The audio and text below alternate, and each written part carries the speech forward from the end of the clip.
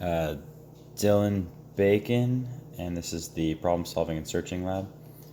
I noticed that on the first few sets, when we go up and right first, or when it goes right and then up first, that those are the fastest. And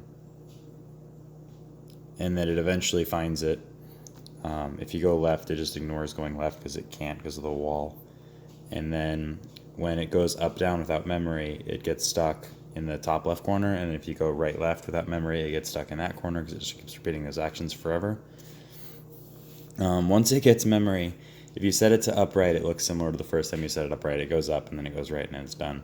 And same with right up. But if you do up and down or right and left, right up left, then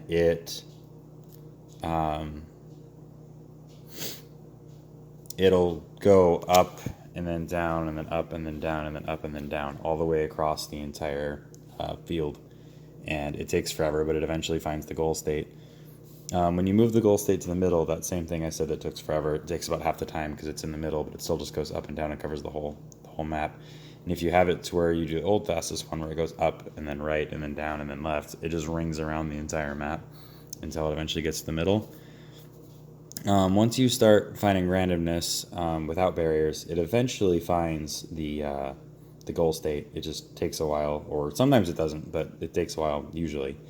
And then when you add barriers, it usually takes longer than without barriers, but it doesn't get stuck. It just kind of hangs out by the barrier sometimes.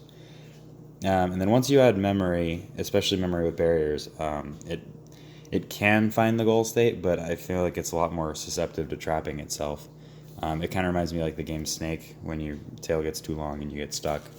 And something I learned is just that you can really tell when you don't have the randomness in there, like how systematic it is about going about its goal. It doesn't care that it's taking forever. It just goes up and then down and then up and then down until it finds it.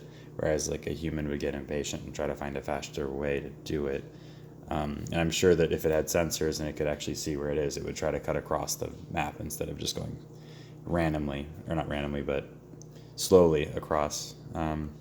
That's mostly what I noticed. It seemed pretty straightforward that it followed whatever we told it to do, and then didn't stop till it got the goal state, unless it got stuck. So that's my lab. Thank you.